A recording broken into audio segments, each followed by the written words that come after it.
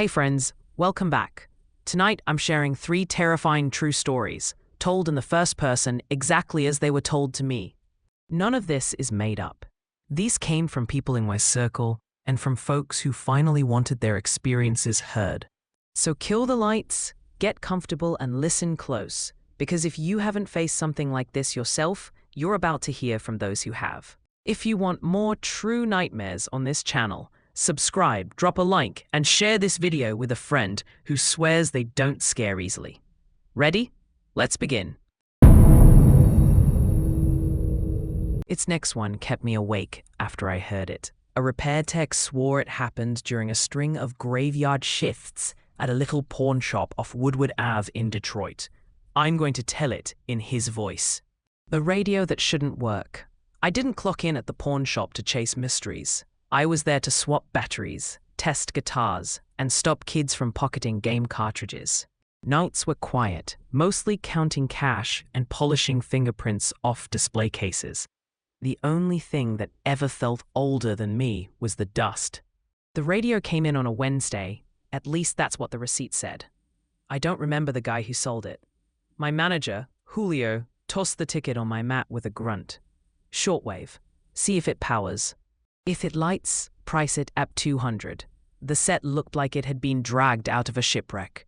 Brushed metal faceplate, heavy Bakelite knobs, call letters stenciled in a faded font, Hedron Model 92. I liked old gear. I liked making dead things hum. I lugged it to the back counter, cleared a rectangle in the mess, and reached for the power cord. Only there wasn't one. Just a smooth back panel. No receptacle, no battery bay. Weird. Maybe the plug was tucked inside for shipping? I tipped it gently. Nothing rattled. The clock over the bulletproof window said 12:53 a.m. The shop had that night echo you only hear when the city goes soft. Distant sirens, a truck's air brakes sighing somewhere, the building's heat clicking on. I set the radio's big dial to AM, more for the ritual than anything, and turned the volume knob. It clicked like a seatbelt, and a low hiss filled the room. I froze.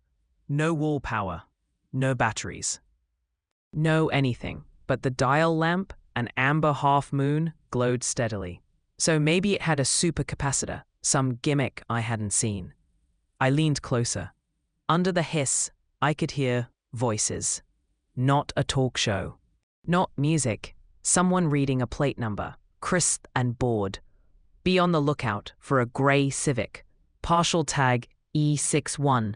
Driver unknown. Last seen Woodward and Forest. Possible 211. Police radio. But not choppy like a scanner. Clean, like a studio feed without the static. I looked at the display. It wasn't on any frequency I knew. The needle hovered between markings, as if the scale were a suggestion. A minute later, another voice. Vehicle stopped. Corner gas at Prentice. Requesting backup. I glanced up. Prentice was 2 blocks away. Tonight, a Wednesday. I flicked off the lights behind the counter so I could see outside better. Sodium lamps painted the empty sidewalk the color of old coins. Curiosity pried me loose. I slid the deadbolt, cracked the shop door, and peered out. The gas station at the corner sat under harsh white LEDs, fluorescent bright, even at 1 a.m. No cops, no Civic. Just a sleepy cashier behind bulletproof glass and one guy squeegeeing his windshield.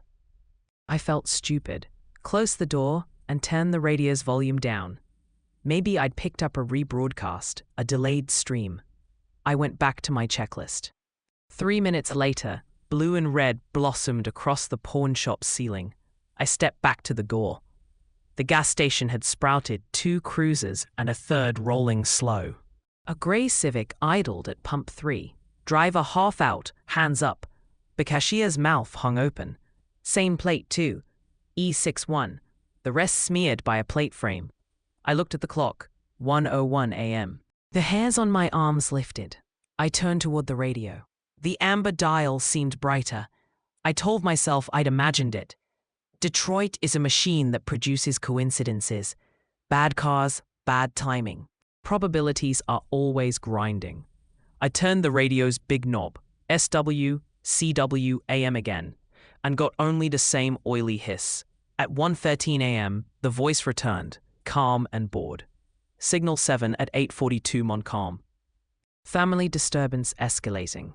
Caller disconnected. No sirens outside this time. Just the hum of the heaters. The clock ticked. I knew Montcalm. A few blocks more. I stood in the doorway again, listening to a city that hadn't spoken yet. And at 1:16, the sirens arrived. Not near me, further south, Doppler bend-in sound through brick. But they were there, exactly when the radio said they'd be. I didn't get much done after that. It became a pattern. Every night, somewhere between 12:45 and 1:30 a.m., the Hedron would wake, as if a hand had tapped the glass. Always the same, neutral dispatch voice. Always a call with details that would unfold outside minutes later like a script catching up to itself. Minor collisions, domestic calls, a shop alarm that chirped 2 blocks over. I checked timestamps. I checked the real scanner on my phone. The Hedron beat them by between 2 and 7 minutes, like a song that starts in your headphones and then drifts out through the club speakers. I told Julio. He shrugged. Price it at 500 if it brings you joy. I asked him if he remembered who brought it in. He didn't. Pawn life is like that. Things arrive, money changes hands. Memory is optional. On the 4th night, the voice changed. It was a woman now, warmer, not casual. There was an edge, like she was holding something back. 1:04 a.m. I was eating peanut butter with a plastic spoon and trying to decide whether to call the local news anonymously. She said, "Unit for a 459, Woodward and Willis, male in dark hoodie. Tattoo left wrist, broken glass, possible on premises. A 459 is a break-in." I turned to the doors automatically. The shot's glass is thick. Still, I imagine it giving way, a glitter avalanche. I tucked my spoon in my pocket and scanned the sidewalk. No one. Just a bus sighing as it crawled through the light. At 1:06, the real world snapped into sync. A guy in a hoodie shuffled past, hands in pocket, head down. He didn't look at me. I wouldn't have noticed him if the radio hadn't told me to. I leaned around the door and watched him stop at our neighbor's storefront, a closed hair braiding place, and test the gate, bored and methodical. He didn't even glance at ours. He moved on. The woman's voice returned. "Cancel, misdirect, update follows." Then silence. I laughed at myself. A misdirect. I had followed the wrong threat. It felt like losing a coin you were sure you held. The radio stayed dead for the next 13 minutes. Then, code 507 at 1513 Woodward. Suspect male, stocky, shaved head, black jacket, carrying crowbar. Looks nervous. I should say this plainly. I'm a stocky guy with a shaved head. My jacket is black. The only crowbar on Woodward at 1:20 that morning was in my hand as I pried open a stuck drawer to get at some posh watches Julio didn't trust the day shift with. I stared at the Hedron. It hummed softly, indifferent. My throat went dry. I set the crowbar down like it could explode. I stepped away from the counter, held my hands up to a room with no one in it, and felt foolish for doing it. Then the woman's voice, softer. "He doesn't know he matches. Calm him down. Tell him to stay away from the door." I didn't move for a full minute. I watched the door, like watching could create a threat or keep it away. When nothing happened, I reached over and flipped the radio off. The hiss died. The dial went dark. I waited. At 1:27, someone tried the door. Just a gentle push, the kind of pressure a neighbor would use when they think you might still be open. Then a second, harder. I could see the silhouette through the metal grate, the shape of a head peering in through cupped hands. I didn't breathe. The person moved to the glass, tapped lightly with something small, testing. Tap, tap. I reached under the counter and found the heavy flashlight. I didn't want to shine it. Light is an invitation. I squeezed it until my palm hurt. The silhouette sighed, frustration, and faded from the glass. I counted to 100, then 200. I turned the hedron back on. The woman exhaled like she'd been holding her breath too. Perfect. We're good. He's moved on. I did what any sane person would do with a haunted radio. I brought it home. That wasn't the plan. I meant to research it, maybe sell it to a collector who wanted a story more than a warranty. But when I unplugged the nowhere cord that didn't exist, it kept humming, and when I put it in the trunk, it warmed the air with a faint toffee-sweet smell like hot dust. And at home, when I set it on my kitchen counter and turned the volume to 0, the needle still drifted to the same non-frequency, like a dog finding its place in a familiar house. The first night I kept it there, it spoke not of Detroit, but of me. "Don't go to sleep on the couch," the woman said. "You'll knock over the candle." I blew out the candle and felt ridiculous for having lit it. I watched the couch like it owed me money. I didn't sleep much. On Saturday, it warned me about a backfiring car that would make me drop a carton of eggs in the parking lot. It did. They broke, I swore. On Monday, it told me to call my sister at 2:10 p.m. because she'd be sitting in her car crying. I did, and she was. I didn't ask how it knew. She didn't either. I just stayed on the phone with her until she stopped shaking, and then we talked about her new plants, because that's what you do when a shiver runs through the world and you pretend it's weather.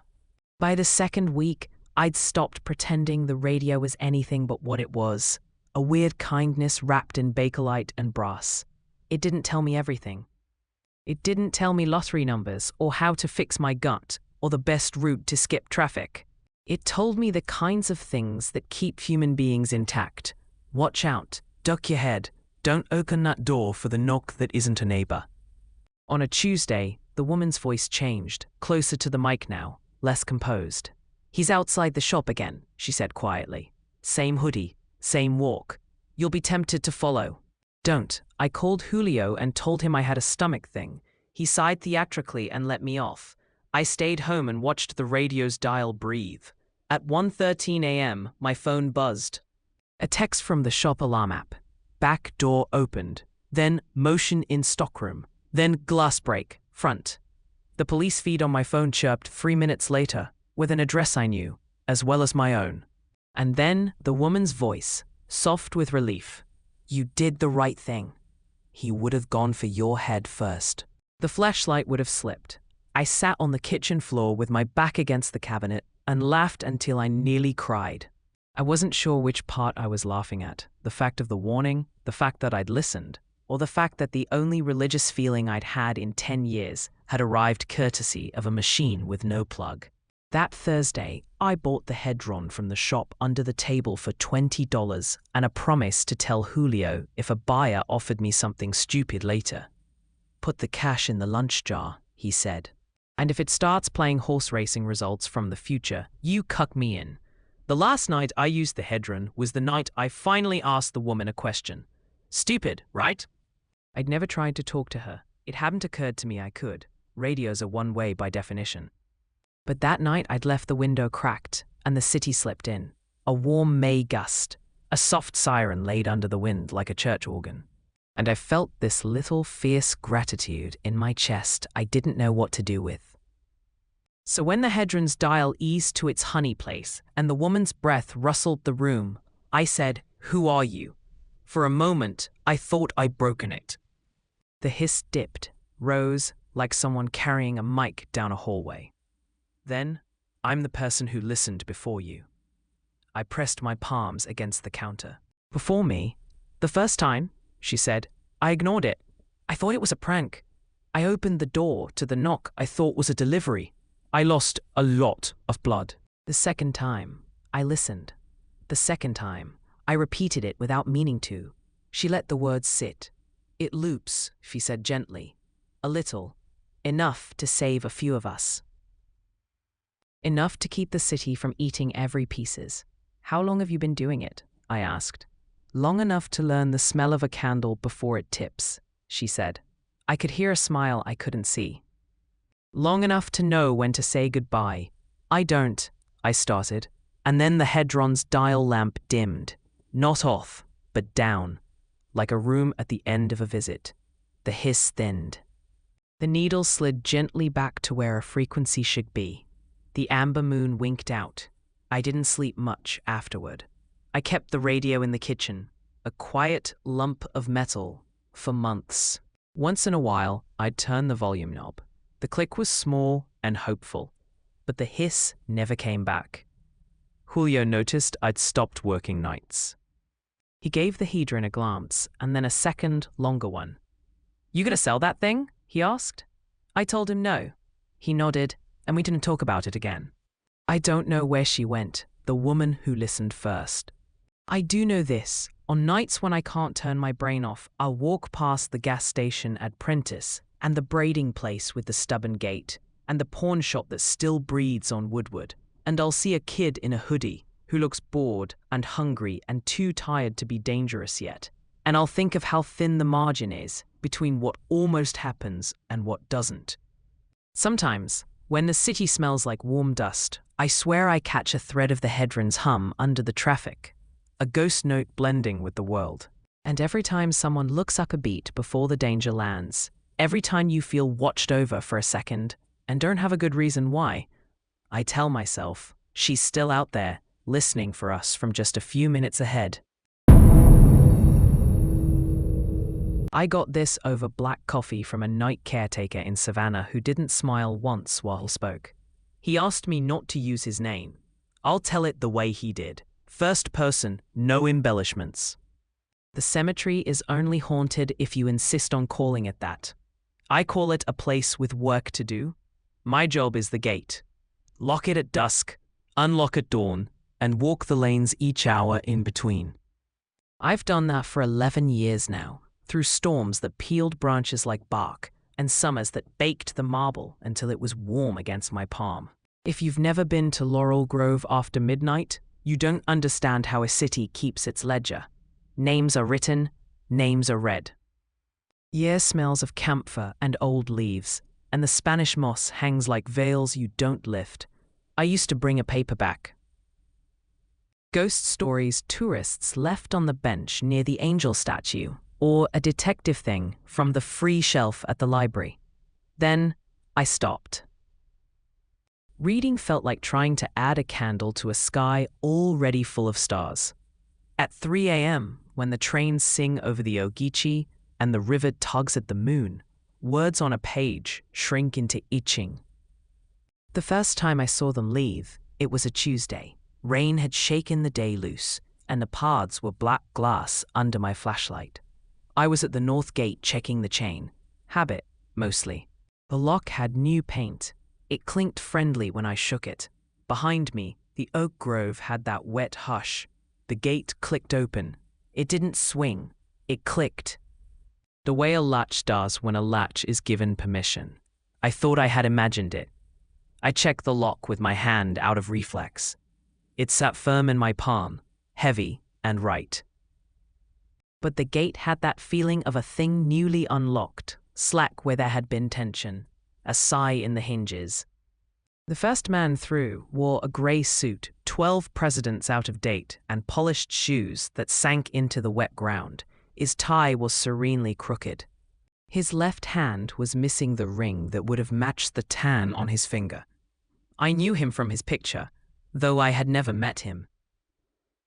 Thomas Keller, 1949 to 1987, beloved husband and father, always first to dance. His wife left a bottle cap on his stone every year on his birthday. I always put the cap on the top step if the wind had blown it down. He touched the gate as if it would touch back. Then he stepped into the road, heading north as if there was something to be done northward. Then came a woman who had been older than rain when she lay down, Miss Weeder, white hair piled in a cloud. Her stone is a simple bench. Folks who know that take their sandwiches there at noon and tell her what they're learning in school. She nodded to me like a librarian reminding you to keep your voice down, and followed Keller out, skirts shushing over the puddles without getting wet. There was a boy in blue wool with a part so sharp you could slice paper on it, and a girl with yellow ribbons, and a man with a caterpillar under his nose who had once looked like trouble in sepia. All of them passed me without a word. All of them looked at the gate as if it had done them a kindness. I should say I'm not brave. I didn't call out. I didn't block the way. A part of me stood aside, like you do when a funeral procession crosses, hat in hand whether or not you wear one. They didn't go far. They didn't go anywhere that my eyes could keep track of past the oaks. They turned left where the lane narrows and the hedge ruffles, and the city beyond the walls becomes a suggestion. I wanted to follow, but the gate had clicked again, and another line began, and a man who had been a soldier once nodded to me as if we had worked the same shift. It went on for 7 minutes. That number means nothing. I only say it so you know it wasn't a blink. When the last of that small company, a lady I have never seen with a name so long it curls across her stone like a river, stepped through, the gate settled. The lock was still engaged. My flashlight beam hung in the damp like a white scarf. I realized I had been holding my breath, let it out, took another, and said out loud to no one, "All right." I didn't tell anyone the next morning. I made coffee, and Mr. Al from the monument company came by with a marble vase to set, and this Janie from the city office asked me to check the litter around the back fence, and the sun laid its warm palm on everything and made my night feel stingy and private. They came again 2 nights later. I was ready, not to stop them, to greet them. That's all I did, touch the gate with my fingers when it clicked, as if I were sharing the load with whatever hand did the work. I nodded when the first woman looked at me like a proud teacher. She wore pearls. I think she had been an aunt to a lot of people. A man with a carpenter's wrists followed. He had that careful way of stepping that people keep when they've walked a staircase in the dark all their lives. If you're waiting for me to say they were transparent, or that I could see through them to the hedge, you'll be disappointed. They were people. A little dimmer than the night, like faces behind a window when you're too far from the porch light. But people. I can still describe the way their collars sat against their necks. The third time the line reached the gate, someone stopped. A little girl in a Sunday dress, no more than 6, and a mismatched pair of barrettes that didn't care if they matched. She looked up at me with that frank child look that takes the measure of your soul. "Do you want me to lock up behind you?" I asked, because my mouth was a chair with too many legs, and that was one leg I could stand on. She took my hand. Nothing dramatic. Her hand wasn't cold. It was the temperature of night. "You can close it," she said. "It stays open." "What's out there?" I asked. She tilted her head. "The part that's not in here." "Do you come back?" I asked. "Yes," she said, and let go. "Most do." "How long?" I asked, because I have a brain that likes clocks. She thought. "Not long," she said. "Not long, like the kind that gets lonely." She stepped out past the hedge. I tried to count the seconds before I lost her. It didn't matter. The gate eased in its hinges with the relief of a shoulder shrugging off a heavy coat, and I put my hand on the lock and said, "All right." If you've never worked nights, you might not understand how quickly the world will give you something impossible and then fold it into the laundry of your day. I still checked for teens hopped the back fence to drink. I still chased raccoons off the trash cans and wrote my incident reports, and kept a tin of butterscotch in my jacket for the hour the temperature drops right before dawn. I just also learned the weight and balance of a gate that moves without me. Then came November, and with it, my wife's birthday. She died 3 years before I took the job. She laughed like radio static and kept index cards in a box by the coffee maker and wrote words she heard and liked. Apothecary, gleam, kindling. Sometimes I'd pull one and carry it in my pocket like a coin, touch it with my thumb on hard days. That night, after midnight, I tucked kindling into my jacket and made the North Gate by 3:03.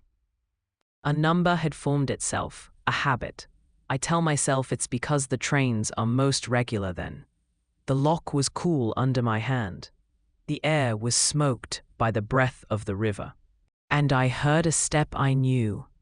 Before I saw her, I heard the way she put her heel down first, because she'd broken her toe on a porch step the summer we met, and the habit stayed.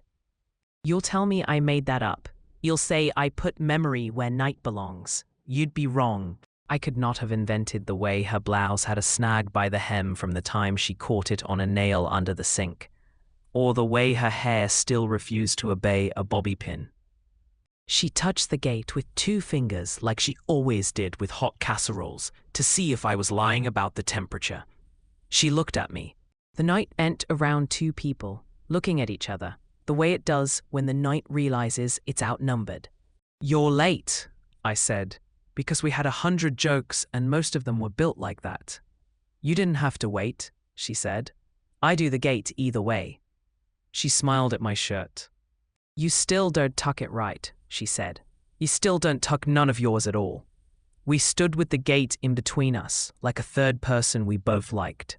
I don't remember the words after that in the right order. I know I told her that I had saved her index cards and that the cat she hated lived to a rude old age, and that when it rained on a Tuesday, I felt smug for no reason because she always said Tuesdays were good for rain. She told me to stop buying the cheap coffee filters and to speak kinder to myself when I forget a name. "Do you want to go?" I asked finally. "Yes," she said. And then, because she loved me enough to tell the part that would hurt, and I has to. "Will you come back?" I asked, like a man who hasn't learned anything about time. She smiled in that narrow way that always made me want to say an unkind word to make it widen. "Of course," she said. "You're the one who thinks doors only do one thing." Her hand brushed mine. Static, like radio. I felt the index card in my pocket lift against my jacket as if a breeze had found it. She stepped past the line where the oaks lean together and people are possible and turned left without looking back, because that was my job to do, and it's a married man's honor to learn when to keep his eyes on his hands. I closed the gate. It clicked like a marriage vow. The next week, the gate began to move earlier. Not the click itself, still and always 3 and 3. But the pressure before it, the way a hand makes the air think about movement. I would find myself at the gate, a minute before the minute, sorry to it for being early, and it would answer in the groan of the hinge that early is still right. Names I knew passed me. Mr. Hargrove, who died polishing the chrome on his Oldsmobile in 1978, his jaw set in the way it does when you are proud of completing a job no one asked you to do. Twins who were born and buried on the same Saturday who always came through hand in hand. A woman who had kept a dress shop and smoothed my lapel on Easter morning in 1993 and told me I should buy a tie with a little less personality. They didn't speak. I didn't either. We were busy. Then, one night in January, a man came to the gate who wasn't written in the ground. You should understand, I know this cemetery like I know my kitchen drawers. I could walk you to anyone with only a last name and a decade to get you within 10 feet. I know the new stones, and the ones a hurricane pushed crooked, and the ones people sit on when they say they're not going to cry. This man was not any of those. He was tall in the way my father used to describe the deacons and wore a sweatshirt with a ball team on it that didn't exist when most of these folks lay down. His shoes had red clay on them, fresh enough to stain a finger. He looked healthy. He looked apologetic. He didn't look dead. He touched the gate like it might declare him underdressed. "Do you know where you're going?" I asked before I could stop myself. He nodded, then shook his head. "I know the first part," he said. "You're not on my side of the ledger," I said. "I am if you count ahead," he said. "How far ahead?" I asked. And my tongue felt made of unhelpful cotton. He thought. "Not long," he said, using the little girl's words. "Not long like the kind that gets lonely." I stepped aside. He passed through. He stopped, looked over his shoulder, the way my wife didn't, and said, "Don't worry. You're not on tonight's list." "I don't keep a list," I said out of habit. "Sure you do," he said kindly, and went where the others go. For 3 weeks after that, a few living ones came through each night. You can tell. Not by the shoes, the living always wear the wrong ones for where they're going, but by the upstream feeling in your chest, like when you watch someone walk into a room and forget why they're there. Most of them had the sheepish look of people who are about to apologize for talking too loudly on a bus. Some looked relieved. One looked amused. I did not see my name walking. I did not look for it. I touched the gate and said, "All right," and stood where I have stood for 11 years. The last time I saw my wife was not at the gate. It was in the morning, on a Wednesday, in the first brown fold of daylight. I had sat on the bench by Miss Weeder's stone to count robins, and there she was, sitting beside me, as if existence were a flexible ticket. "You left the back porch light on," she said. "I like the way it looks from the kitchen," I said. "You liked the way it looked from the kitchen when I was in the kitchen," she said. "I like it now too," I said. She reached into my pocket like wives do without asking, and pulled out the index card I had forgotten I had taken that afternoon, and read the word aloud, tasting it. "Kindling," she said. "You always were." She tucked the card where it belongs, left breast pocket, over the place you tell people your heart is. She kissed her fingertips and patted the bench as if thanking it for the view. She stood. "Lock up," she said. "I'll meet you where the train sings." "You want me to bring anything?" I asked, because men always ask that when they don't know what else to do. "Just that word," she said, and I watched her walk toward the path beyond my job. That night, the gate clicked as it does. I stood as I do. I let the names I know and the ones I don't pass, and when the last of the living ones nodded to me for the courtesy I don't deserve, I tapped the lock with my knuckles and said, "All right," and meant it. If you ever come past Laurel Grove in the dark and hear the metal sing and think it's the chain against the post, let that be your explanation if you like. People need the shape of an answer. But if your dog lifts its head from the passenger seat and watches the trees and sighs like there's relief in the world that has nothing to do with sleep, you'll know what I know. There's a door that moves under a hand you can't quite see. It opens, it closes, it knows the difference. And every night I stand where that difference happens, and I am not brave, and I am not special, and I am not lonely. The last one tonight is the kind that made me double-check my own peephole for a week. The guy who told it to me insisted I use his exact words. Here they are. The night I answered the phone and heard my own voice tell me not to open the door, I assumed it was a prank. Maybe my brother using some app to mess with me. Maybe a glitch. The part of my brain that panics stayed surprisingly calm, while the part that jokes said, "Cool, if this is me from the future, can you tell me where I parked last Tuesday?" "You need to listen," the voice said. It sounded like me through a paper wall, flattened by a bad speaker. "Don't open the door. Not for anyone. Not for the building manager. Not for a neighbor. Not for me." I paced a slow loop between my couch and my kitchen island. The AC stuttered on and made the blinds rattle. Phoenix heat held the window glass like a fist. "Okay," I said, because arguing with myself seemed silly. "How long?" 14 minutes, he said. "From now." I glanced at the oven clock. 11:08 p.m. "Why 14? Because that's how long you'll want to be brave. After that, you'll be angry instead of curious, and anger is safer." "My future self thinks I'm brave," I said, and waited for a laugh that didn't come. "You're not," he said gently. "You're polite. It gets you in trouble. Turn off your TV and leave your phone on, and sit where you can see the door without standing.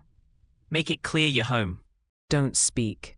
"You literally just told me to speak. Now," he said, "we're building trust." I turned off the TV. The room tightened without the background noise. My building was the kind of place where people owned too many indoor plants and said hi in the hallways, but never learned names. The fountains by the lobby elevators made a constant water noise that you could hear if you wanted to and ignore if you didn't. I sat on the arm of the couch with a view of the door and tried to decide if I was more embarrassed than scared. "Why me?" I asked, after 30 seconds of nothing. "Because I listened," he said. "And because I know which parts you will and won't argue with?" "You sound tired," I said. He didn't answer. He breathed like someone in another room. At 11:12 p.m., someone knocked. It was the polite knock you give when you don't want to wake a toddler. I saw the shadow of feet under the door and the brighter rectangle of the hall light around their ankles. Whoever it was leaned toward the peephole. I saw the ring of light narrow, the way it does when someone's eye is right there, close enough to fog it. "Don't," my voice said softly, and my body obeyed in that automatic way you never practice until you need it. The knock came again, a little more insistent. "Hey, man," a voice said. Male. Cheerful. Unfamiliar. "Sorry to bug you this late. You mind if I borrow your jumper cables? My truck's dead." I glanced at my phone. No text from the building. No email. "I don't keep jumper cables. He's going to use your name," the call me said. "He'll sound like a neighbor you've waved to." "He's not. You're asking me to assume my neighbors are fake. I'm asking you to assume your neighbors have a key to the lobby and voices." The knock again. 4 friendly taps. "Dude, I can see your light. You awake?" "Sorry, man. Promise I'll return them." "J in 4B?" "I am in 4B. There is no J. That didn't mean anything. Pranks are easy." The little lens in the peephole itched at me like a bite. I slid my eyes to it and away as if it could catch my gaze like a fishhook. My future self said, "Put the deadbolt on." "It's already on." "Check it." I stood, slow, walked barefoot to the door, and touched the metal plate. Warm from the day. The bolt sat true. I could have kissed it. The voice in the hall shifted, less cheerful. "Come on, man," he said. "Don't be weird." I thought of a dozen times I'd open this door for packages, for pizza, for a neighbor whose laundry was stuck in the machine.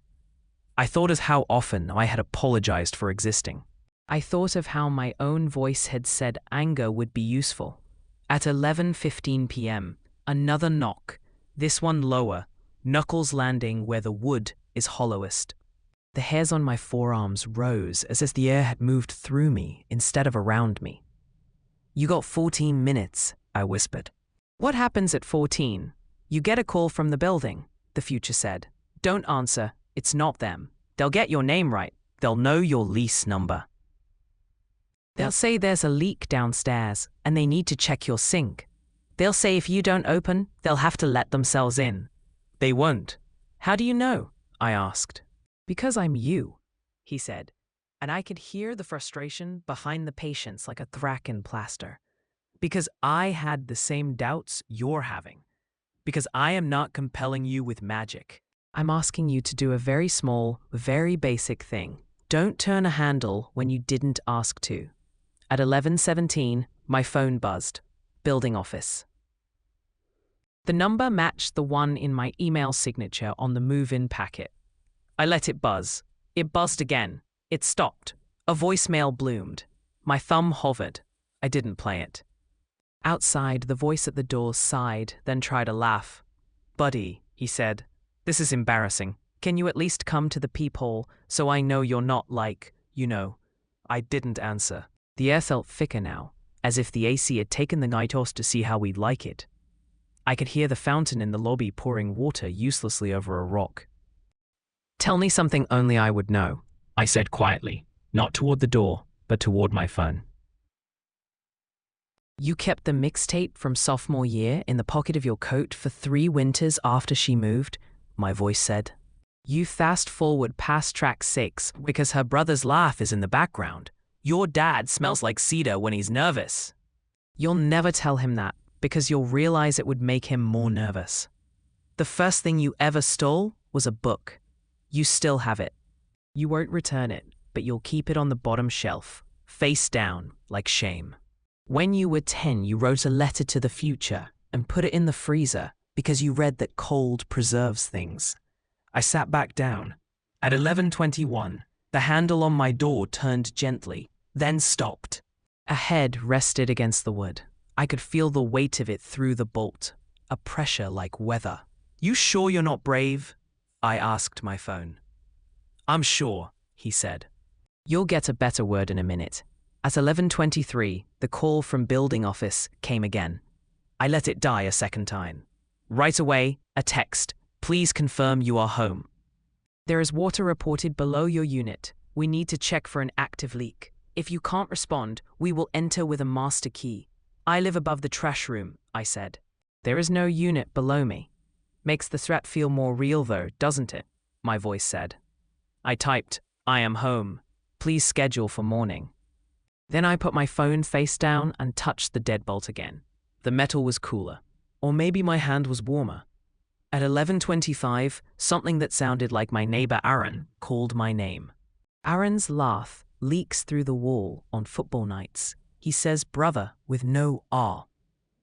The voice outside had the shape of him, the way you can shade a face and make it look like someone if you draw the hair right.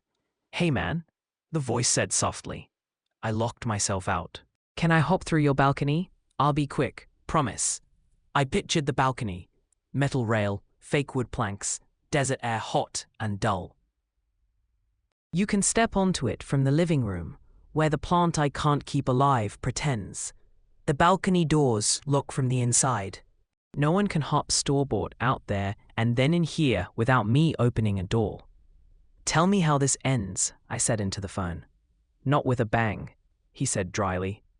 You don't get a dramatic payoff. Police don't bust in. No one wails. The part that happens to you is small and human. You wait 14 minutes. He leaves. Just leaves. Because there are other doors. I wanted to argue about duty, about calling someone. Should I? No, he said. You'll be told to stop wasting dispatchers' time with apartment noises. You live in a building. People knock. And after, I said. You call yourself? He said, and I felt the loop click into place inside my chest, like a tent pole finding its joint. At 11:29, I said. Look at you with the clock, he said, and there it was, the laugh I had been waiting to recognize in myself. At 11:27, the feet under my door disappeared. The hall light dimmed a shade, then brightened, the motion sensor forgetting and remembering us.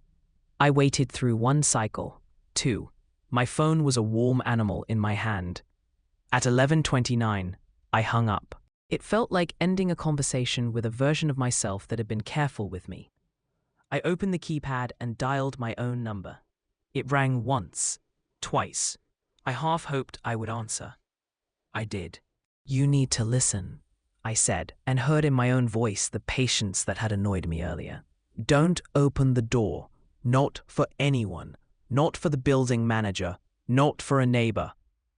Not for me. I walked myself through the 14 minutes. I told myself about the jumper cables, the fake leak, the borrowed balcony. I gave myself little dumb facts only I would know. About the mixtape, about the book, about the freezer. Because they built the bridge between skepticism and obedience.